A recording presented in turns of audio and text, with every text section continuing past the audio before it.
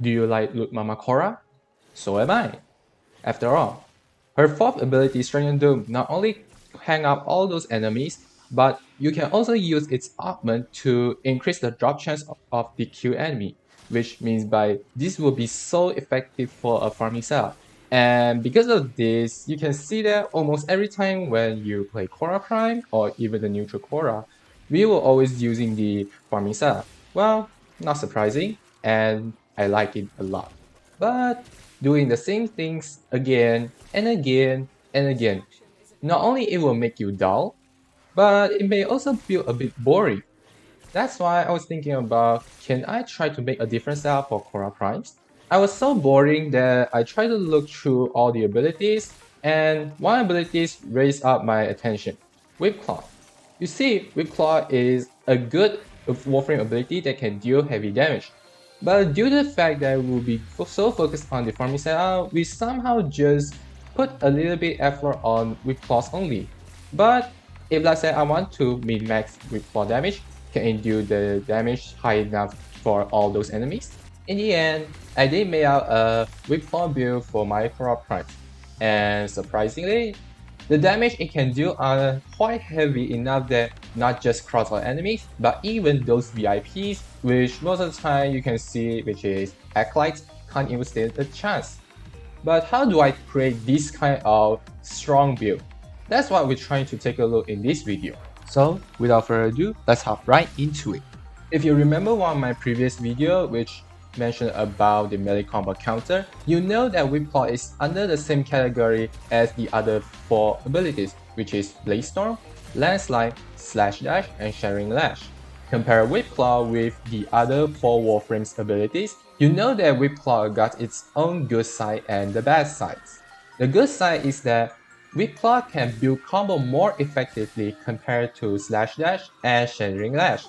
You see, Slash Dash can build combo, but it's a little bit hard to build combo because it was just moving around.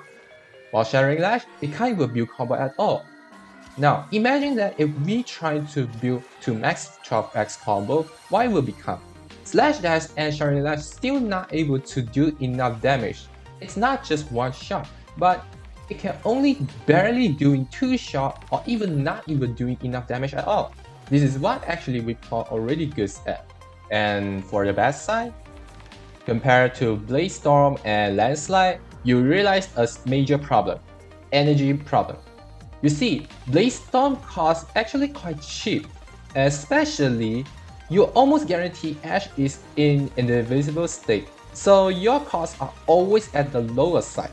And for Landslide, Atlas always try to petrify enemy before using Landslide, thus Landslide already doing high damage. Not to mention that if you successfully land an attack on the enemies continuously, then Landslide not only deal higher damage but also lower the cost as well. And whilst importantly, the art must also further increase the damage and cost no energy if you can maintain the rumble up to 1400. Imagine that you always petrify before you're using Landslide, and the Landslide already dealing such high damage. Do you really think that Atlas need to worry about energy problems at all? And what does Whipclaw get? Yes, it has augment which can increase its damage, but that's all. It's hard to maintain the energy, especially that Whipclaw is actually quite spammable. Imagine that you spam a lot of time without any extra energy income, then you can drain your energy as fast as possible. Because of this, we need to find a way to cover the energy problem for our Khora Prime, especially if you want to build this Whipclaw setup. And in order to cover the energy problems, we have 2 methods.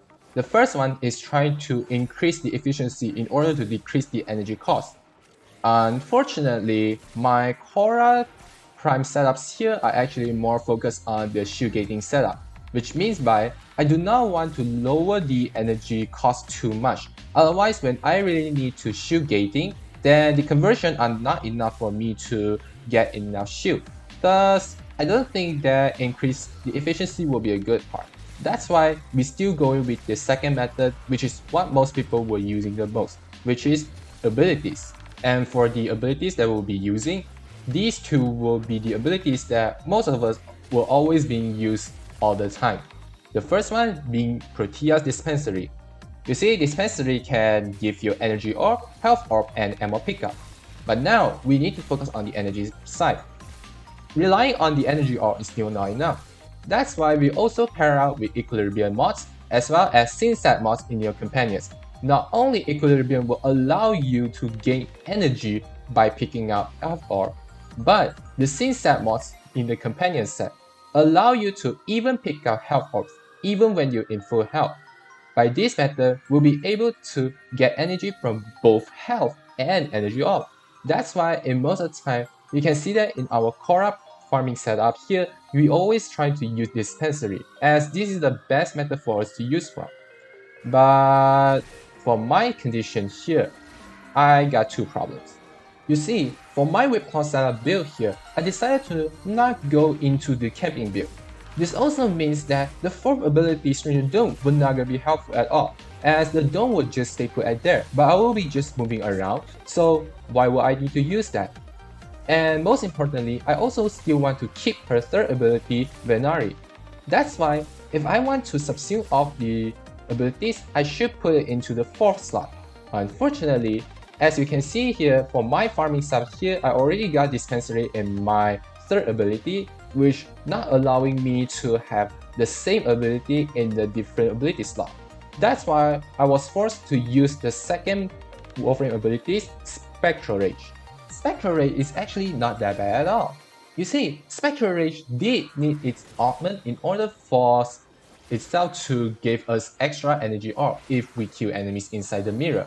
But because enemies will always try to hit the mirror first before you, so it can actually help out a little bit more in terms of crowd control, maybe. But as you can see that every time when I really needed to, I can just recast it again and again. So I think this is much more useful for me, as when you're moving around, you don't need to worry about you can't recast it in time, though Dispensary can recast either. So if that's the case, then what should our Whipclaw build looks like? Now, as you can see that we'll be going a little bit heavy in the augment side. Wow, so greedy these days. Which will be include Whipclaw, Spectrorage, and Venari. That's right, we'll be using Venari augments, which is Venari Bodyguard. This is actually quite an underrated mod which most people not telling about. You see, with this augment, it will allow Venaris to take your death place rather than you die. Instead, it will be Venari's die. This will be useful to make sure that you got extra health for you to stay survive. But do be aware that this will always guarantee kill, means that even tech assault are not able to block out these death, so do be aware. And the problem is that it will increase the respawn time up to 150 seconds, and you cannot manually respawn by your own. But the good side is that each enemy kill will decrease the time by 4 seconds. Imagine that you will be killing enemies a lot at the same time, then you manage to respawn it in no time, like just instantly. Why did you worry about it at all? And because of our energy will be focused on obtaining the energy orb, that's why not just only the augment, we also need to use the prime flow and arcane energize in order to maximize the energy pickup value. And because all the stats here will be using, so we'll be using the strength, duration, and the range mod here. All of them were just using the neutral side, which is just increase it one side. I do not intend to go with the corrupted mod, as I do not want to decrease others, as it will cause a little bit more problems to me. And rolling guard here because shield gating, so I will be using brief respite here. So I think it is actually acceptable, as well as prime sure-footed, obvious. And last but not least, the Arcane Fury.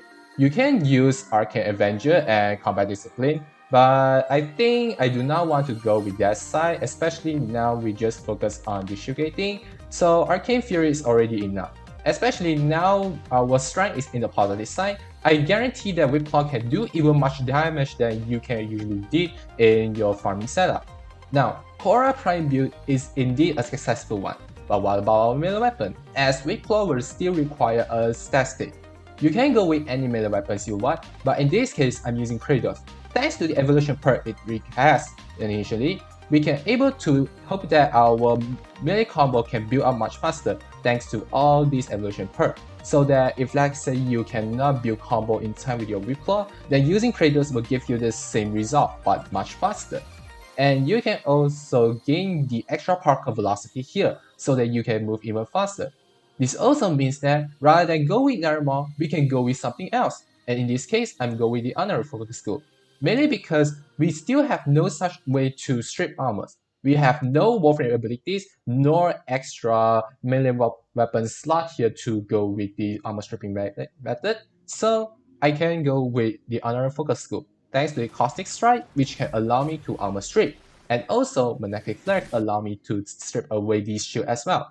And because I haven't unbound it yet, so I can still use Last Gap and Vengeance here so that I can manage to revive myself in case I really got knocked down. So honorary focus skill is really better compared to Naramon in this case. And for my Kratos melee Statstick build here, it's just a generic raw damage critical base build, which is by using the crit, chance, and crit damage as well as the melee damage here. And I have extra slot to go with the drifting content because I need to increase the combo duration even further. And what's so interesting is that you can see that rather go with the corrosive or viral, I go with gas. This is interesting. The reason why we're going into the gas build here, mainly because gas actually one of the few element dots that can do such high damage against crowded enemies. I consider gas as AoE element dots. And remember what Khora has in the first place? Ensnare. If you ensnare enemies, then each Whipclaw hit will always guarantee to create a gas dot, which means you will always create a gas cloud which immediately damage all enemies at once. And imagine that all enemies got affected by those gas clouds, you can immediately dealing heavy damage at the same time. And good side is that gas deal damage immediately rather than for the slash, it will deal damage after 1 second. This is also why I also want to go with the gas build, as now we just go with ensnare a lot, so we can deal heavy damage immediately with the gas build. And for a secondary weapon, it's just a basic primer weapon, so just do whatever primer you think the best. And for our primary weapon, go with whatever you want. The primary weapon here will be as our backup plan for our Whipclaw, in case that we don't have energy to use Whipclaw. And for your companion, just a generic Panzer Profiler build.